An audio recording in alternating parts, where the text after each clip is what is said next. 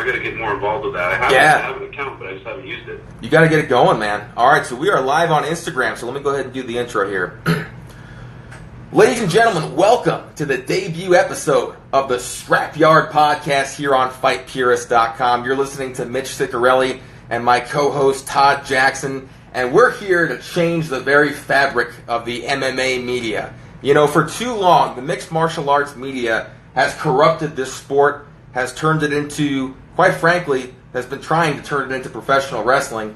And that is exactly why I started Fight Purist, why I brought on a guy like Todd Jackson to help me kind of bring back some purity and some integrity to the sport. But without further ado, I want to introduce Todd. Todd, how you doing, brother? I'm doing very well, Mitch. I really appreciate you having me on, and I definitely appreciate how you're approaching this website and this podcast. I couldn't agree with you more. We see so much what I would call clickbait.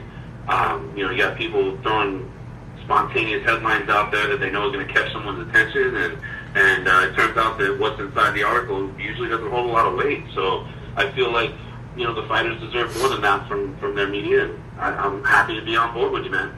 I could have thought of a better person to bring on board than you, man. I mean, we've been covering this sport. We're kind of like OGs, man. We've been covering this thing for a while. I actually remember meeting you back at it was a Strikeforce Challengers card back in Arizona. I was like 17 years old. I was a young kid, and we had talked a little bit because I think you were with Bleacher Report for a while, as was I. And man, I've always had a lot of respect for you. So when I kind of thought of this movement and this idea, and when you told me you were interested, I was like, man, let's get this guy on board. Definitely, and I couldn't be happier to be a part of it. And I was literally telling that story about meeting you at Strikeforce. I was reminding my wife of who you were. She was with me, my photographer, if you will. Oh yeah. You remember Mitch? He was sitting up in the corner, young man that I introduced you to, and man, you come a long way yourself. You said it. I know that spent a lot of time working with the late Brian Levitt, so may he rest in peace. And you guys have done some great things as well. And we got a great team, a great foundation, and I'm really looking forward to seeing what we can do. I know that we both have earned a lot of respect in the fighters community, so it's just something I'm kind of glad to get back on the horse with you, man. Me too, man. I'm pumped, and I'm glad you brought up Brian. He was a great guy. Man, it's crazy. Like, him and I used to. I mean, we did a lot of podcasts back in the day. From BJ Penn's radio show, which you also hosted for a little while. Right. Him and I also did the Alchemist radio show, and we were having fun with it, man. And we were so close for a long time, and I kind of regret not staying in touch with him over the past couple of years. His passing definitely came out of nowhere, and it kind of, him passing away kind of made me kind of reflect on, the sport again, because I was kind of away from it for a while. I kind of distanced myself from MMA, going back in like 2014, just the direction that it was going. And then I started listening back to like old podcasts that I used to do with Brian. I was like, man, this was a lot of fun. And I was just looking at like websites and just seeing, like you said, a lot of the clickbaiting bullshit that they got going on now. And I was like, man, somebody's got to change this. So I'm happy to have you on board. Let's get right into things, man. The UFC Norfolk card last night, that was a fucking phenomenal card, man. Wouldn't you agree? Hell of a card. I'll be honest with you, and you said it, like, I have stepped back from MMA myself for a little while now. Not quite as long, but definitely took a breather and just said, hey, I'm going to be a fan of the sport for a minute. I'm not going to be involved in it as much as I used to be and, commentating and what have you. But that being said, I've not been up to speed with all the upcoming events. I didn't even realize there was a fight this weekend. And you had mentioned something to me, and I was like, oh, shit, I got to turn that on. And I'm so glad you said something because I love the fights, man. It was great. Dude, it's one of those things now, like, you think back to a couple of years ago when the sport was still kind of in its infancy, and, they do a pay-per-view every month. Maybe every now and again they'd have a fight night card on free TV, but now, I mean, they're doing fight night cards so often. I think right now they're having a fight every weekend until the end of the year, which is incredible. And it's just, there's so many fighters on the roster that it is hard to keep up with. But this card really it was kind of nostalgic in a way, because a lot of the matchups they had on the card, from Clay Guida and Joe Lozon, and Matt Brown, Diego Sanchez, Dustin Poirier, and Anthony Pettis. These are like fights that you would have wanted to see years ago that like they never, for whatever reason, they never happened, and it was cool to get to see those. But let's get started with. I wanted to bring up one of the fights on the prelims, and then we'll get into kind of the main card. But the one fight I wanted to talk about from the preliminary portion was Marlon Moraes against John Dodson. You know, kind of a weird fight. I mean, both guys, phenomenal fighters in that bantamweight division, but kind of a strange fight. You know, Marlon with a nut shot, he kicked Dodson in the balls early on, and I kind of felt like an asshole for laughing at that, man. I don't know about you, but Dodson's facial expressions from that shot, man, like somebody's got to make some memes out of that. That was comedy gold, man. I felt bad for the guy. Yeah, Dobson, great fighter, and the reaction was priceless. And I was, with that fight in particular, were you shocked at the decision? I was, man. You know, I mean, not really shocked because I probably would have given it to Marlon, but I don't know. I feel like they should have taken a point. I mean, not from just the nut shot, but he also poked the guy in the eye. And, you know, and I'm not going to say it was intentional because things happened. I mean, especially when you're wearing those small gloves. And I don't think, I obviously don't think he kicked him in the balls on purpose. I mean, when you're going for those inside leg kicks, sometimes it slips up, and it was kind of unfortunate. But I don't know. Aside from that, I mean, it was a close fight, not a robbery in any case. Dodson was pissed, though. I don't blame him for being pissed just from what went down. But, you know, I like the fact... And Marlon was kind of the first guy to do this, and it was kind of a trend throughout the night. But these guys, man, they've come a long way to the days when like these guys used to win fights, and they'd ask them, "Who do you want to take on next?" And they would just say, "Oh, I'll fight whoever the UFC wants." And I used to hate that answer, man. These guys now, like, they're so smart, and they're picking their shots. He called out Jimmy Rivera at I believe UFC 219 actually, the December 30th card. What'd you think about that? I thought that was brilliant on his part. Yeah, and, you know, Jimmy Rivera is making his own waves, I guess you would say, where he's calling out top fighters. He feels like he's next in line for Mighty Mouse.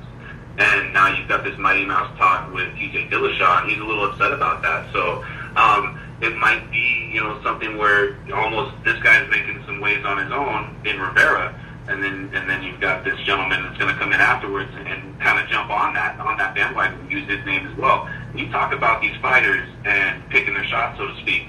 You've seen it kind of evolve over the years from the Chael Sonnens and the Conor McGregors, these guys who really talk a good game. I mean, Chael Sonnen's not my favorite fighter, but when the man speaks, I listen. And, you know, he's got a way about him of talking his way into things. And, you know, you look at Conor, the same thing. This guy talked himself into a fight with one of the greatest boxers of our generation. And the whole time I'm shaking my head like, it's never going to happen. It's crazy. And it happened.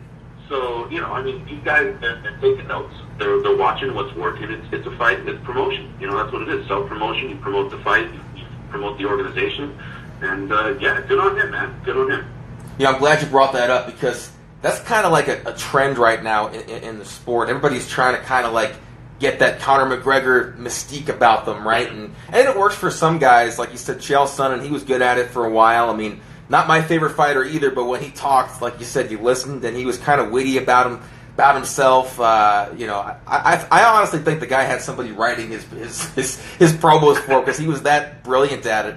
And McGregor, same way. But then you have guys like this Colby Covington kid, and man, like, so did you watch that fight, him and Damian Maia, a few weeks ago? Did you get a chance to see that one? I missed it. So he was actually pretty impressive. He forced Damian Maia into a stand-up fight, which, you know, how many times have we seen Damian Maia in a stand-up fight? Right. Damian Maia was coming after him. Like, I've never seen Maia so aggressive standing up before.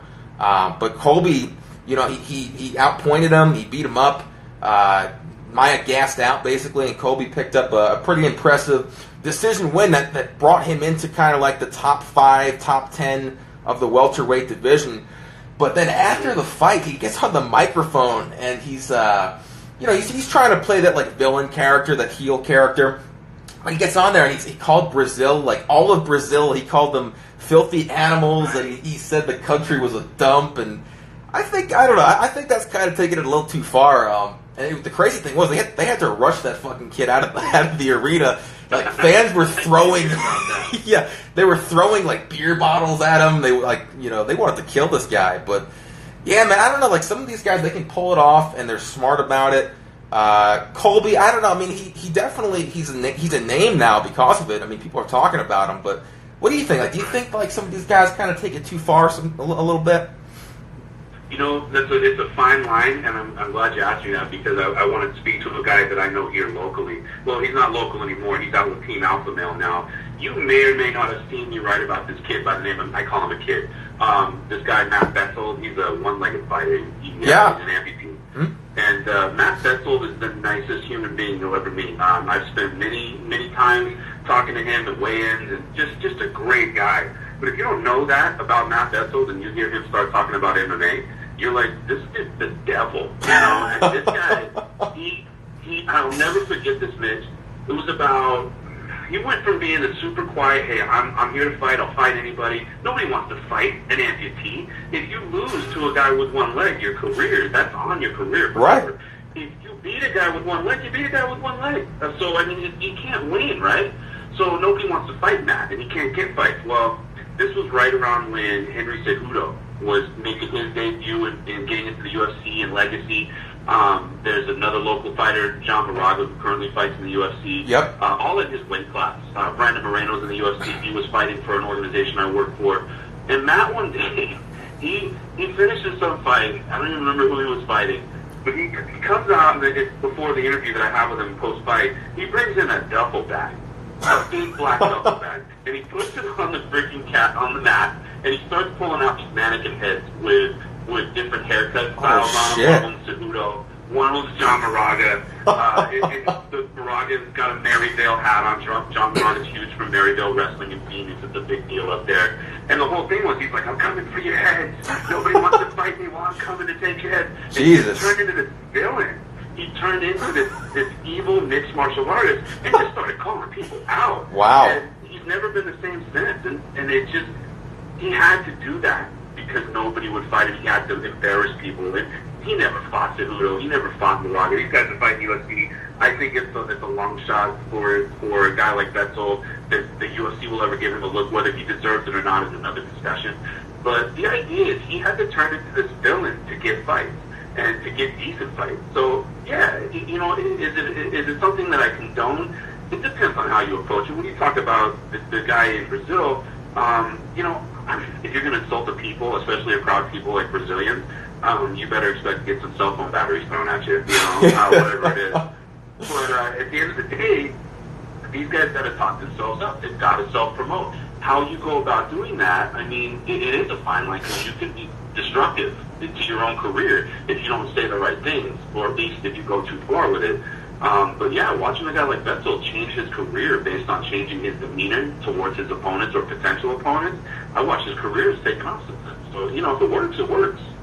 Well, I'll tell you, one guy who's definitely not a villain, and has never been throughout his entire career, but has been extremely popular, Clay Guida. Man, how about Clay Guida last night, dude?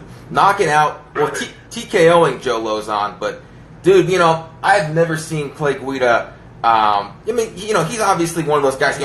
He's very aggressive. He's got a lot of energy, but he's been known for like his wrestling-based style. I've never seen stand-up from him as sharp as he looked last night with power. That uppercut that he dropped Lozon with was brutal, man. What was your thoughts on that fight?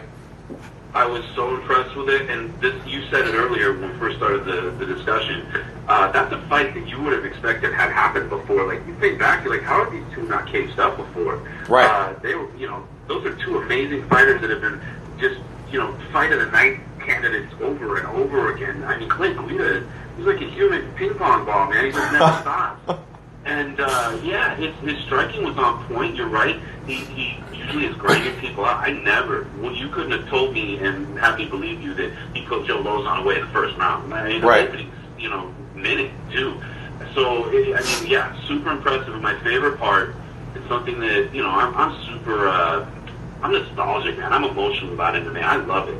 It's part of my life and who I've been for the last 10 years.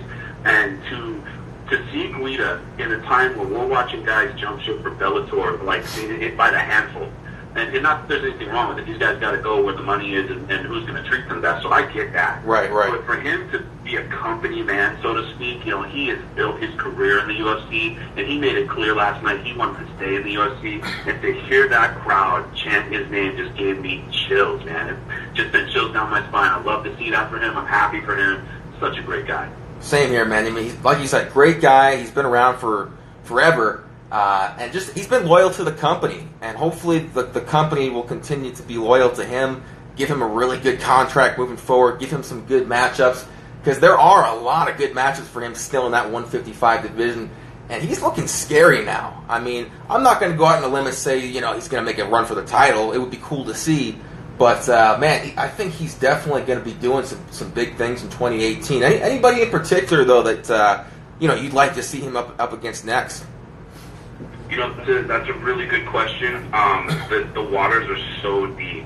So I can't think of any one person, but one thing that really stands out to me about Clay, we're talking about Clay Guida here. We're talking about a guy who was fighting when BJ Penn was wearing a title.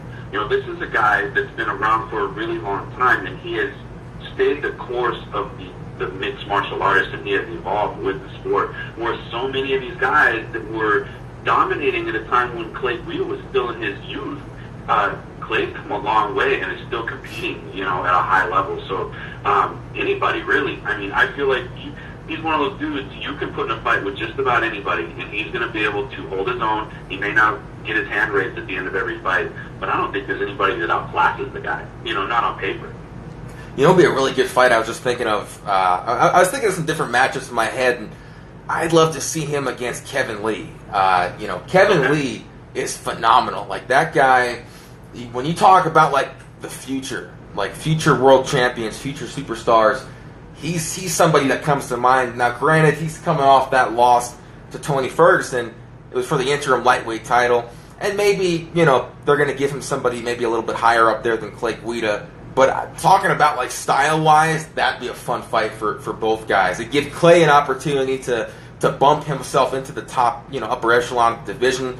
And to give Kevin Lee an opportunity to fight a guy who's, you know, he's a veteran, he's been around for years, he's somebody the fans want to see fight. Man, if I'm Sean Shelby, I'm considering that fight. What about you?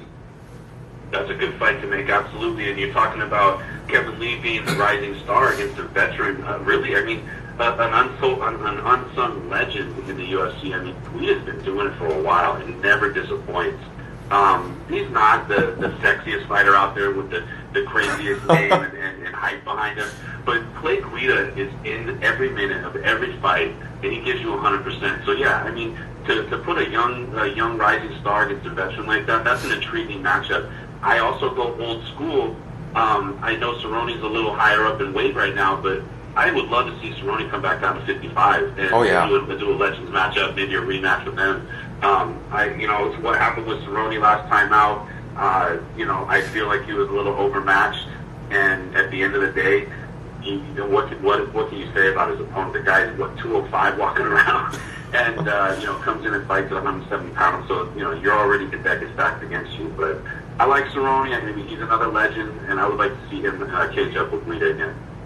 And man, this card, it kept going on and on. I mean, it was like exciting fight after exciting fight, stoppage after stoppage. Next one was Rafael Assunção and Matthew Lopez.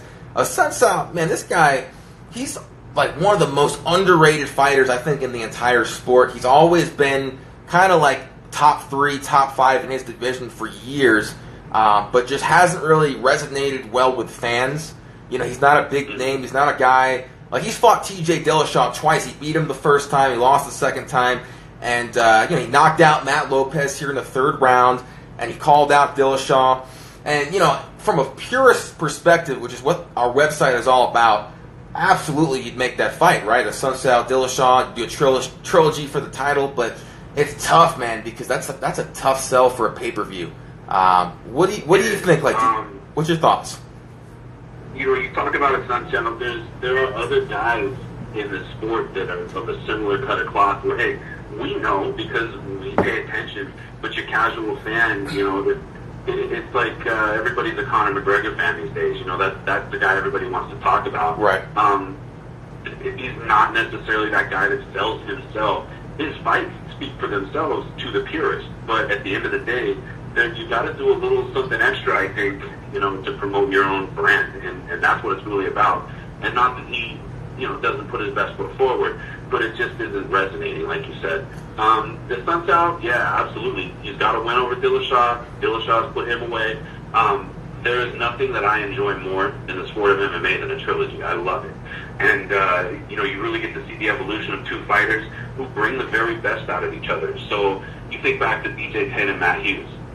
You could contrast sports. You could go Yankees and Red Sox. If the Red Sox were not so damn good, the Yankees wouldn't look as good as they do when they beat them, or vice versa. If the Yankees weren't so incredible on the field, then the Red Sox wouldn't be so amazing either. So without Matt Hughes, maybe there wouldn't have been the star of BJ Penn that we got to see, and vice versa. So, yeah, maybe what this guy needs is that trilogy to, now you've got Dillashaw with all this, hype from, beating Cody.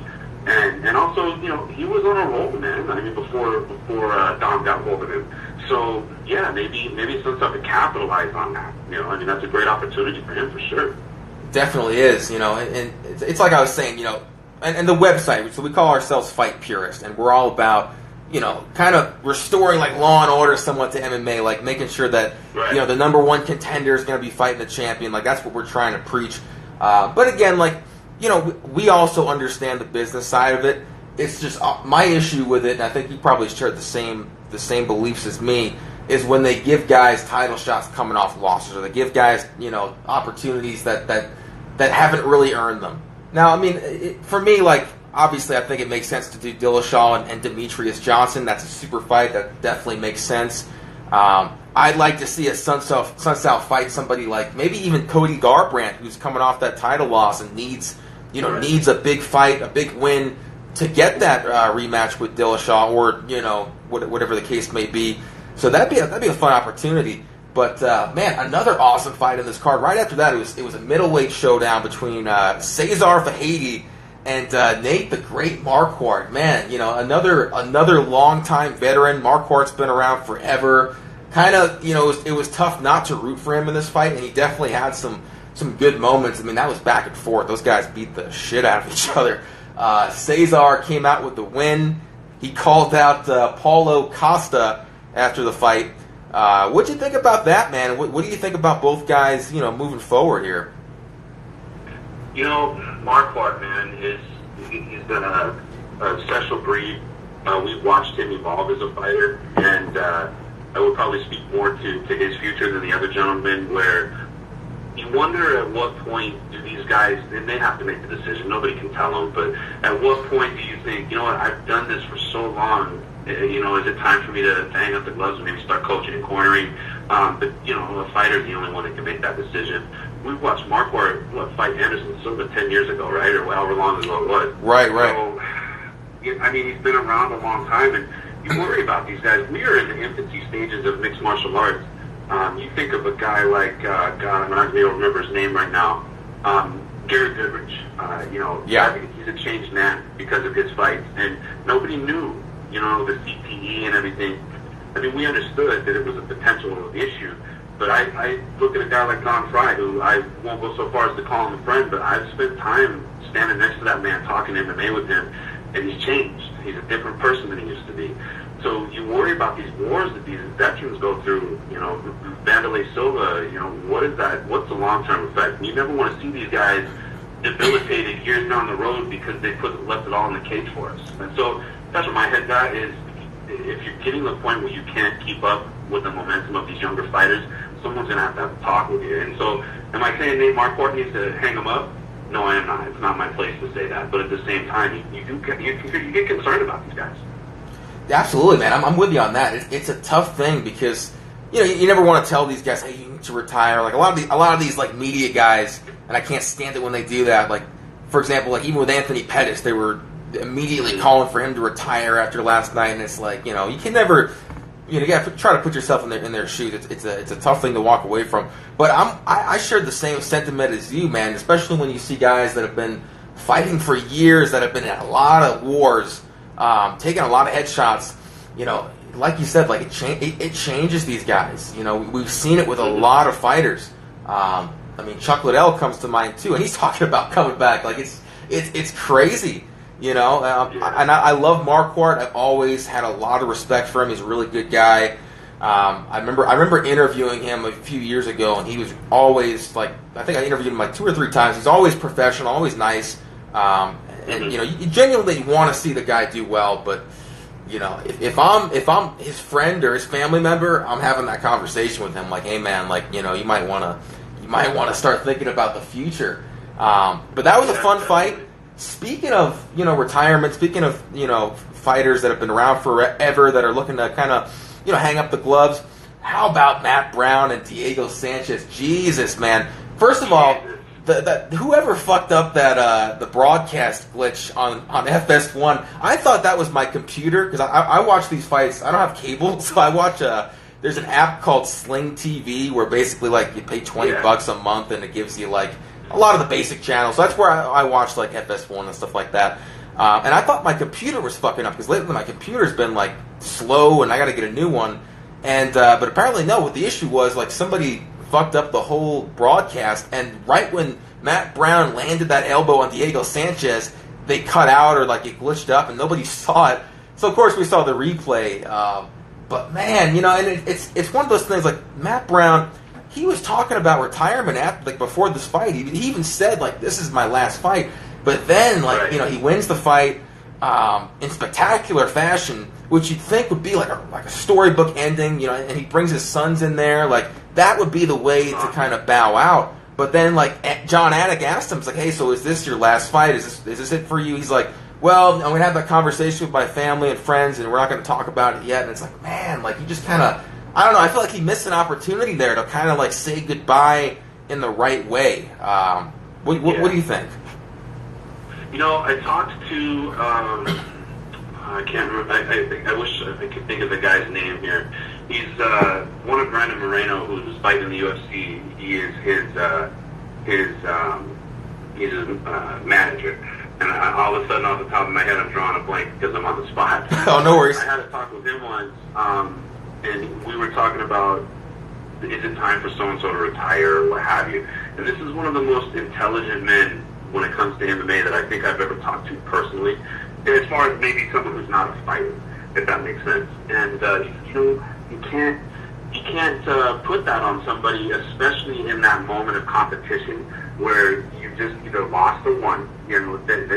There's so many things going through this guy's mind right now that how can he answer such an important question? And so when you think of Matt Brown, when he was collected and not on the spot and hadn't just got done knocking out a legend, you're talking about, okay, cool, this is the direction that I think I'm going. And that's probably the more reliable explanation than, hey, I just knocked the guy out, I'm on cloud 9, I got my boys in here, I'm in front of 10,000 people, am I going to retire? No, I'm not going to retire, just knock somebody out. So, with the adrenaline going, I feel like maybe that I agree with you. I feel like if that's where your heart was at, if that's where you felt like you were going to take your career no matter what happened in this fight tonight, that you should certainly, as a guy like Matt Brown, is loved by the fans. He's always a scrapper. He's not one of these guys going to outpoint people. Take that opportunity and say goodbye and do it in a way that's going to be memorable for you. Who knows? We get him on the show next week. He's like, yeah, I'm going to retire. It doesn't hold the same gravity and weight as it would if he had that opportunity to do it at the cage last night. So I absolutely. Exactly, man. That would be awesome if we get Matt Brown on the show. He actually trains out here in Denver. I'm thinking about going up to that Muscle Farm gym and talking to some of those guys. So we'll definitely try to get some big name guests and fighters and things like that on this show moving forward. But like you said, man, like it's one of those things where had he have said it last night after that win, that probably would have been like the best way to retire for a fighter. Best case scenario. You end the fight by knockout. You have your family come up to you after the fight in the post-fight celebration. That, to me, that's like the storybook ending. Whereas, like you said, if he were to do an interview with us or whomever and do it that way, or even just go on Twitter and say like, hey, like, officially I'm retired, it doesn't really hold the same the same value to it. And it's one of those things too. Like, I mean, Matt Brown, he could probably still stick around. Don't get me wrong. Like, the guy, I don't think he should retire. But if as far as like family wise and things like that, like I can understand it from that perspective. But he can still go. Now, Diego Sanchez, on the other hand, I mean, I love Diego. Diego's been around forever. He's like the last like original Ultimate Fighter Season 1 fighter on the roster. Always shows up to fight. But like, when is this guy gonna start thinking about it? Because that knockout was brutal, and it's not the first time we've seen him lately, taking a pounding. He said afterwards he's thinking of sticking around, but man, like, you think about these guys' safety, he's somebody that comes to mind. Like, he's somebody that should probably start thinking about that. But I mean, it's not for us to say. But what do you think? It's a great point you make. And before I go too far, I have to take my foot out of my mouth. I know Gustavo's listening. That's Brandon's manager. I was drawing a blank on his name. Gustavo Poles, thank you for everything that you've ever talked to me about. I appreciate it. Didn't mean to get your name. That being said, back to Diego. It's so hard because we know what Diego's about, right? Like, he reinvents himself. He's the nightmare one day, he's the dream the next day. Now I'm the nightmare again. He finds ways to reinvent his personality and his demeanor and his approach. But man, you just don't want to see these guys get knocked around too much. And it's a violent sport. You sympathize with the losses. It's got to be tough. You sympathize with the desire to win. I mean, that's everything that these guys destroy themselves in the gym for, is that to get their hand raised. And Diego, he buys into the fight culture so heavily, and you just see that he wears it on his sleeve. So that's a tough conversation for someone to have with him. Someone's got to have it. And he's been in some absolute wars. Gilbert Melendez comes to mind. And what is the toll that's taking on Diego Sanchez 20 years from now? It's not that Diego today isn't brave, that he can't handle it, the pressure of that situation of taking a loss or taking a beating even. But 20 years from now, there's Diego Sanchez that we have to think about. And who is that man going to be, even if he never sets foot in the cage again today? Much less does he go through 2 or more battles. Those are the only kind of fights this guy knows how to have. So, I mean, Diego's not going in there and GSPing anybody. You know what I mean? He's not going in there and dominating people with grappling. He's going in there to have a war. And that's just the consumption of your safety and your health is just there's so much to it. So yeah, I would like to see someone have that conversation with him. But knowing Diego the way that we do as fans, how is that conversation going to go? You know what I mean? That's the thing. Like, a lot of these guys, they get really kind of stubborn with it, and it's tough. I mean, if I were in their shoes, if I was somebody that like Diego Sanchez that's been competing since the beginning, and just it's kind of like a drug for these guys, like the adrenaline rush of getting in that cage in front of that audience.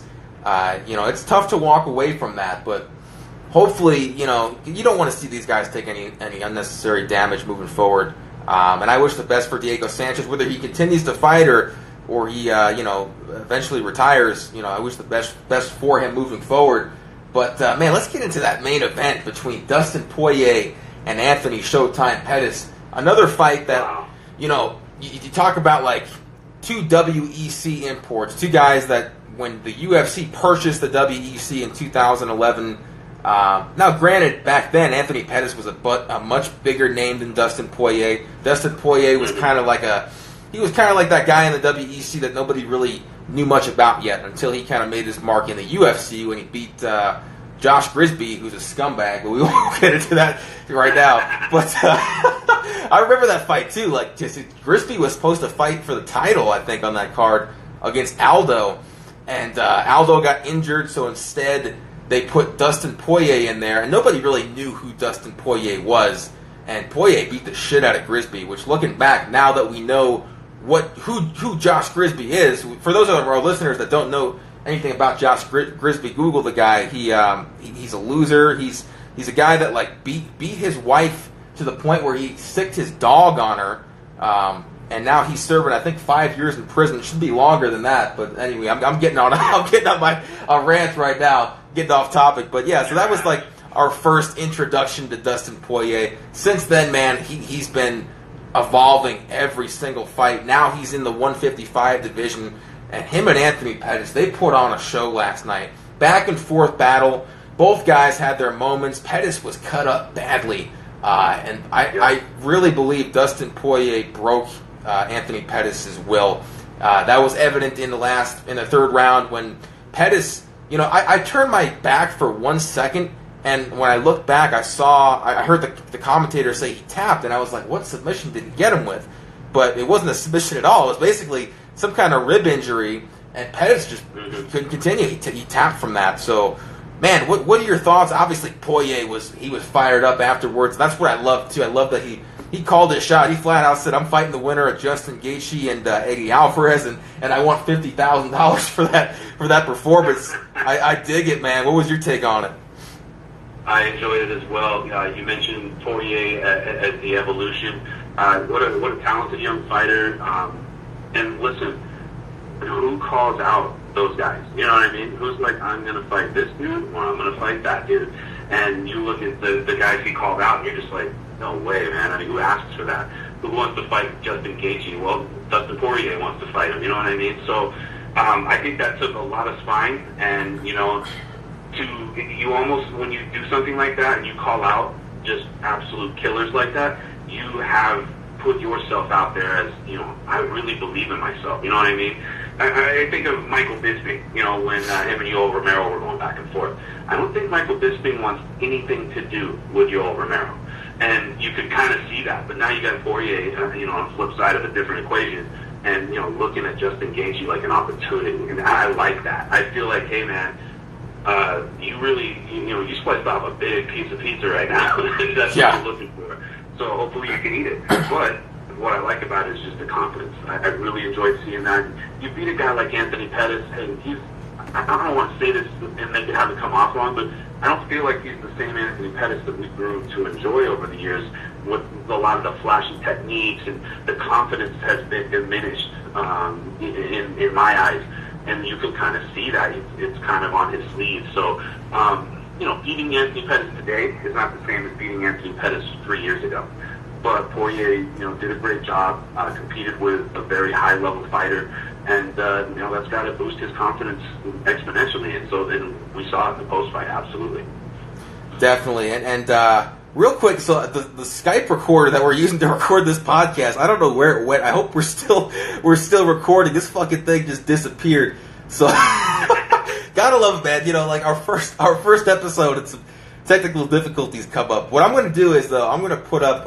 I have another recorder here on my laptop. I'm going to turn that on just in case that we're not rolling. So this way we can get that going. But I'm also live here on Instagram too. And a lot of folks are listening, so shout out to everybody that's watching right now on the Instagram live feed.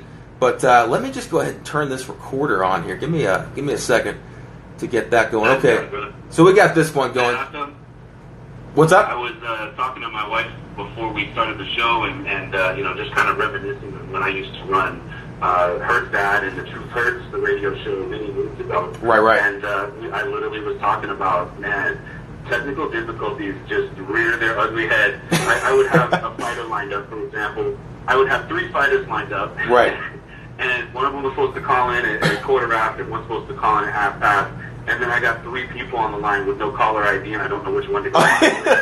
Stuff like that. Dude, I remember that shit. Yeah. I have Ray Maynard would be on, and hey, yeah, I'll be on at 7:30, man. I'll talk to you then. And then Ray Maynard never showed up. I remember that shit, man. Like that was the worst part about podcasting, and it makes sense why a lot of these guys, they have actual studios, because it's a tough thing. Yeah. I remember Blog Talk Radio was the one that I think you and I both used to use that one. Yeah. And that one's kind of simple, because all you got to do is you call in, it automatically records. You got a little switchboard thing that's got people calling in. But most people these days, they do the whole recorded route. So that's why I was trying to do the recorded things. This way, if there were any kind of glitches, we could edit them out and stuff like that. But man, I remember when Brian and I used to do these shows, and because it doesn't tell you the contact name when they call in, obviously, because it's not on your cell phone. Right. So you see a number come up, and you're thinking that's the guest. And then you put them on, and it's like some fan that's listening from their cell phone. And so I remember we'd be like, we got Josh Koscheck on the line right now, and then it'd be dead silent, and then you just hear some guy go, "Oh no, this is Jimmy. I'm just listening from home." I was like, "Well, fuck, Jimmy. Like, get off the phone." Like, you know, always like fudge shit. And then like fighters, like you said, they bail out last minute, and that always would suck, man. And it was tough because like, you know, there's no way to really hold them accountable because it's a free interview for them. Right. You know, so you can't, you know, you can't fuck. I mean, maybe you can go to their manager and be like, "Hey, like this guy no-showed me," but that'd be one thing who was like a lower level fighter that's like trying to get some press. But then when you get a guy that's, you know, a UFC guy that's on like a pay-per-view or on a main card, like they don't give a shit. So, you know, that was the struggle, man, you know, but you know, as long as we can have fun with it, man, that's the biggest thing. You know, we're going to obviously try to get some guests on. But you know, we don't even like right now. Like this is fun. Like you and I just going back and forth, talking. You know, shooting the shit about the fights. That's where the fun is at, man.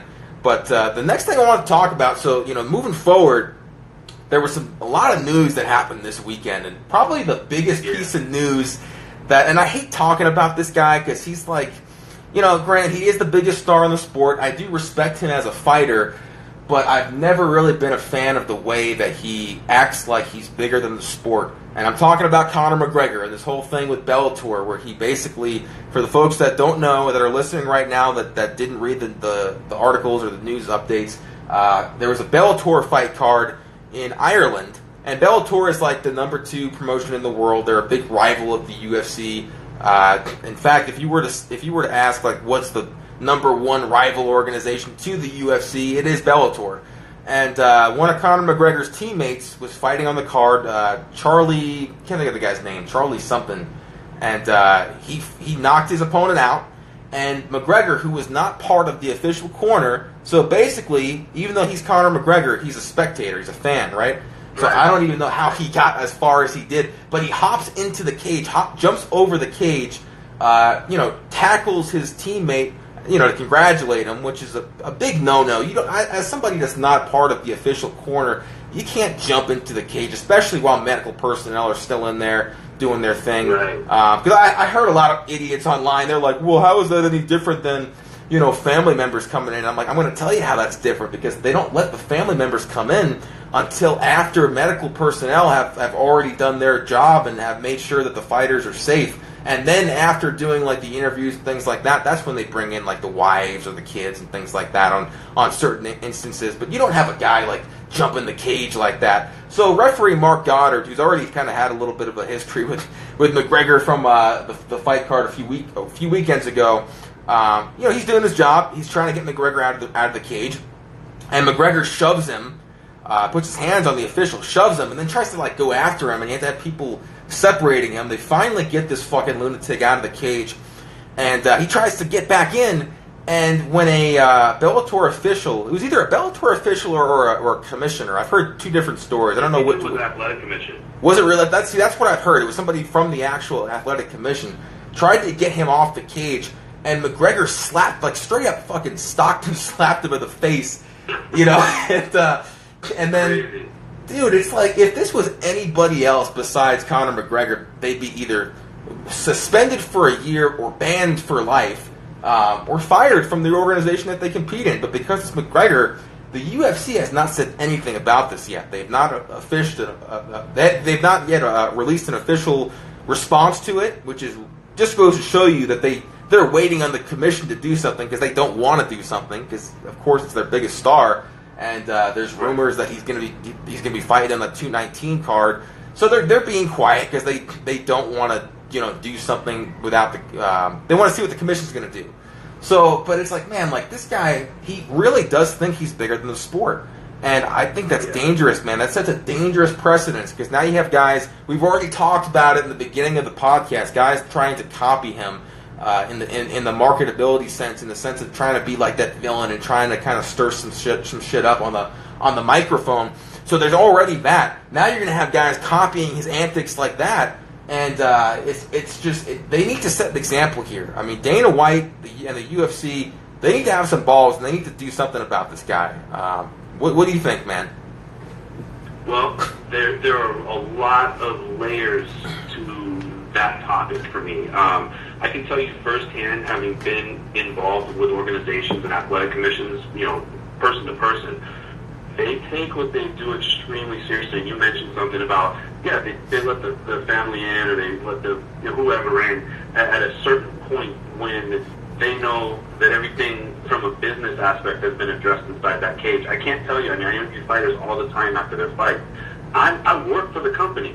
I'm not allowed in that cage until the official says that I'm allowed in the cage. So, right. And granted, I'm not in there with any dog in the fight, so to speak, but I'm not allowed in the cage. Right. And for people to think that something like that is even remotely okay is concerning to me, because there has to be law and order. We're talking about combat arts. It's already mayhem. There's already so many liabilities that can take place or be put on people. To have a guy just disregarding, and a guy that's so important as McGregor as far as popularity within the sport and being recognizable, you can't have that kind of lawlessness, because there is an order to things that need to take place. And you mentioned medical personnel. I mean, they're trying to address a fighter who's just been knocked unconscious. Now, we need to let these people do their jobs for the integrity of the sport and for the safety of the fighter. And if you got a guy that's just disregarding all of that because of who I am, do you know who I am? Yeah. You know what I mean? That's kind of the attitude that I get. And seeing, listen, McGregor is great for MMA. You don't necessarily have to like him. You don't necessarily have to respect him. But he's done some amazing things in his short tenure in the sport that have been really incredible for the progress of MMA. But then something like that could be detrimental. So, I don't appreciate that he did it, and I say that from a professional standpoint, having been involved with MMA organizations for almost a decade now. It's just lawlessness. And then the flip side of it is, you've got Bellator. I almost felt like they relished that happened. Oh yeah. I kind of got, what cooler thing could have happened for Bellator than the biggest MMA star that they would never ever have in their cage, up to this point in his career, to make a scene at their show. I mean, that's a huge deal for Bellator. They've got all kinds of publicity that they probably wouldn't have gotten from UFC fanboys. And there's probably people that are McGregor fans who are like, what's Bellator? What? Yeah. You know what I'm saying? And just because Conor jumped in that cage, now they know. If I'm Dana White, or if I'm somebody higher up there in the UFC, I'm pissed at McGregor just for that, because, like you said, that he just gave so much publicity to a competitor. And, man, I tell you what, Bellator, they're getting ready to do some big things. They got this heavyweight Grand Prix coming up, which, granted, me too, I'm pumped for that Grand Prix. And granted, it's between guys that we can make the argument, a lot of them are past their prime, a lot of them were, like guys like Fedor, Frank Mir, a lot of light heavyweights that have never fought heavyweight before, like, you got Rampage in there, you got Ryan Bader, but it's stuff like that, like, it's fun. Like, to me, I don't see anything wrong with Bellator doing that, because it's not, they don't have a legit heavyweight division, so to me, there's no issue in them having these guys fight for that title, because there's no clear number one, number two contender, or at least not to the point where they could put on like a legitimate heavyweight title fight. So, man, like, the fact that Bellator has this coming up, and now there's so many eyeballs on the brand just from what Conor McGregor did, Bellator is set to have a big year in 2018. And like I said, man, if I'm somebody working at the UFC, higher up in the staff, I'm pretty pissed off at McGregor. I'm like, dude, like, what the fuck are you doing, man? Like what's wrong with you? It's crazy. But let's talk about that Bellator Grand Prix now that we brought it up, man. Like, what do you think? Because, I used to love Pride back in the day. I mean, people could say, oh, well, it was Japan, everybody was on drugs. And I agree with that, but it was a fun, kind of like a freak show type of thing. And I love seeing kind of like, like Grand Prix and stuff like that. We don't see too many tournaments anymore in MMA. So this kind of has my interest a little bit. Obviously, big names. You got Fedor, you got Frank Mir, Chael Sonnen, Rampage, as I mentioned, Bader, Matt Mitrione, King Mo, Roy Nelson. Like, this is a pretty stacked tournament. So what's your take on it, man? Are you pumped for it? I am, and I'll tell you why. And you mentioned Pride is a great example. The earliest days of MMA were tournament format, which we are the fight purists, right? That is the purest form of mixed martial arts competition that I can think of personally. Yep. It's the tournament format, because so many things have to go your way. It's not just, hey, I spent 3 months in the gym and I'm ready for this fight. there's a lot more layers to everything needing to work correctly for you to wind up with your hand raised at the very end of that. And I feel like that gives it extra layers of intensity, preparation that goes into it. How am I gonna fight guy A and get through him to fight guy B and still be in good shape to do that and in a position to win the second or the third fight? When you and I were at Strikeforce many years ago, we watched Miesha Tate fight in a tournament format that evening, and it was so exciting watching her work through, the opponents. And it's so rare. I mean, you could have the greatest fighter in the world, and everybody could agree that he's the greatest fighter in the world, not get out of the first round of the tournament. So it's just so exciting, and it's a throwback. To me, that is one of the things that originally drew me to Bellator.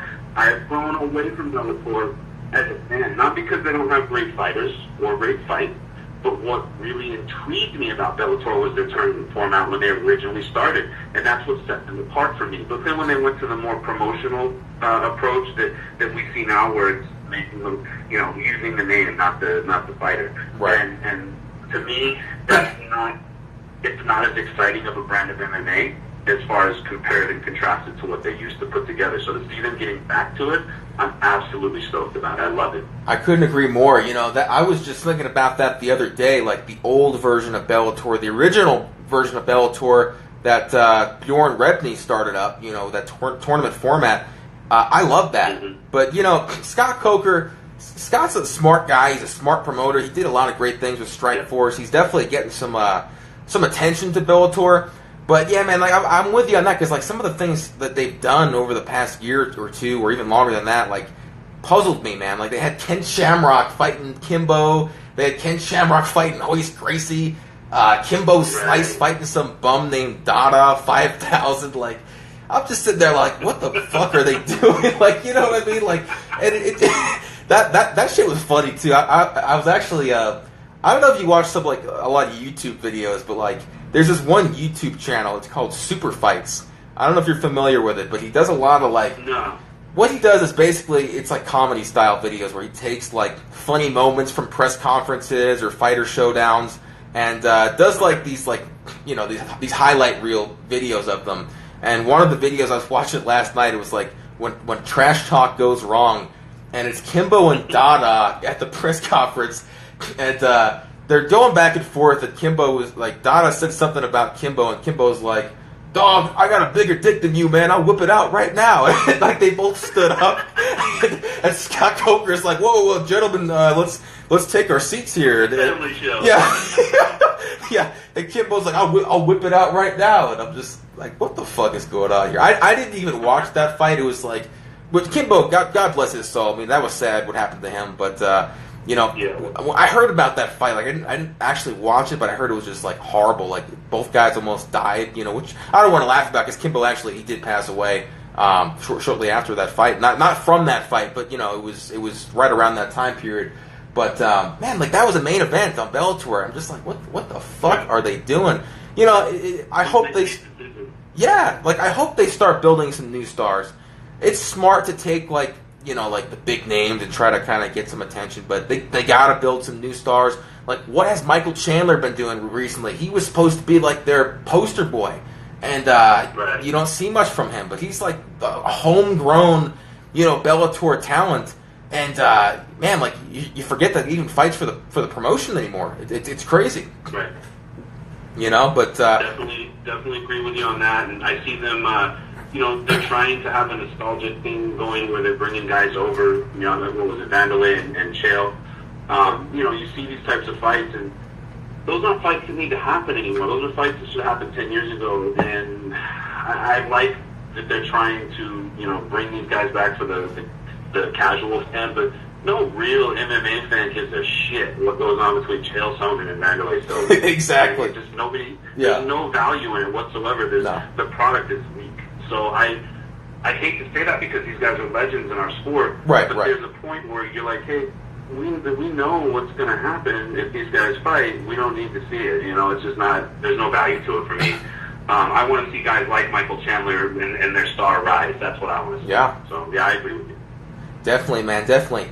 And it looks like the first fight on that Grand Prix they announced is going to be Fedor and Frank Mir, which man, like years ago, that would have been a phenomenal fight. Not saying that it's not going to be now. It's still kind of interesting because both guys are in similar points in their career. But man, you talk about like back in the day, like when Fedor was the consensus pound for pound king, and Frank Mir, like when he was on that run where he submitted Brock and then he knocked out Nogueira, like that would have been a phenomenal fight. And that was a dream fight back then. I know I was one of the fans that wanted to see that kind of like crossover fight. But now, like, I don't know. I mean, Fedor, he got knocked out by Matt Mitrione, which I never in a million years, talking years ago, would have predicted that. But nowadays, it's a different Fedor. Frank Mir, what was his last fight? I think he lost to was it Arlovsky or was somebody he lost to in the UFC, and then he his contract was up. Did he retire and then he came back? Like, it's kind of weird with a lot of these guys. Like they remember. I think he actually said he retired, but I guess Bellator probably offered him a lot of money to come back for this tournament. So I don't know, man. I think Fedor, he's still got knockout power.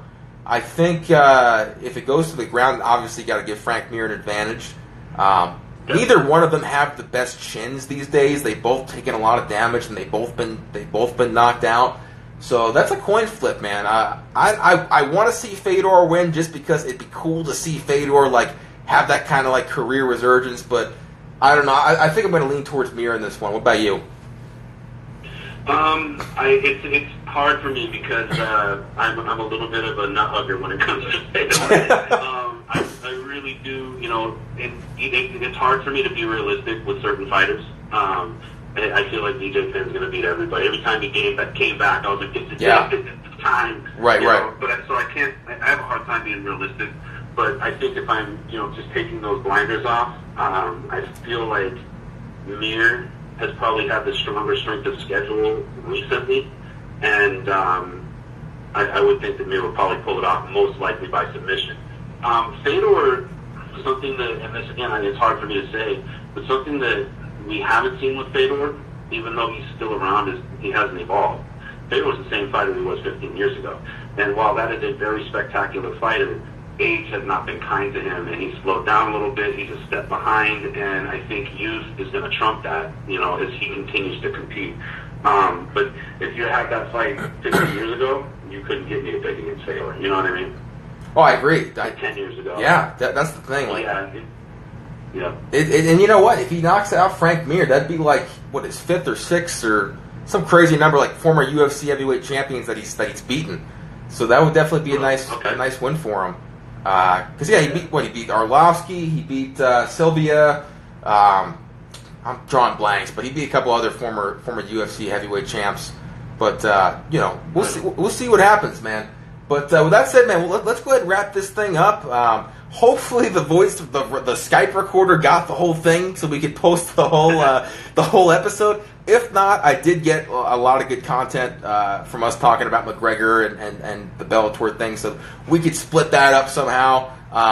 We got the whole thing here on the live Instagram video. I don't know if there's a way to kind of save that, but we'll figure it out, man. But yeah, this was fun. You and I I was kind of worried a little bit about rust on my part because I haven't done podcasts in a while. But man, I think we fucking feeded off each other pretty well, and we're on to some good stuff here, man. So next Sunday should definitely be a much better show, and onwards and upwards from here, man. But did you want to say anything real quick to close things out? Anything on your mind?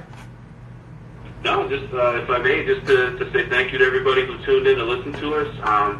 We're some old school MMA heads, man, and for me, this is how I do my fight calls. Is I'm sitting next to someone just like I'm on the couch talking about what I'm seeing on the TV. It makes it real easy for me. I kind of wing it a little bit, and I've had a lot of fun shooting the shit with you, man. This is good stuff. I look forward to next week. Hell yeah, man. You and me both, brother. Onwards and upwards to great things, and we said this at the beginning of the show, and maybe people will think I'm crazy for saying this, and maybe I'm trying to sound like Donald Trump here, but I'm coming after the MMA media, man. I said this on Twitter, and a lot of people were laughing, but I'm so sick of the clickbaiting BS, and there's sites out there that will steal that will falsify quotes on a headline.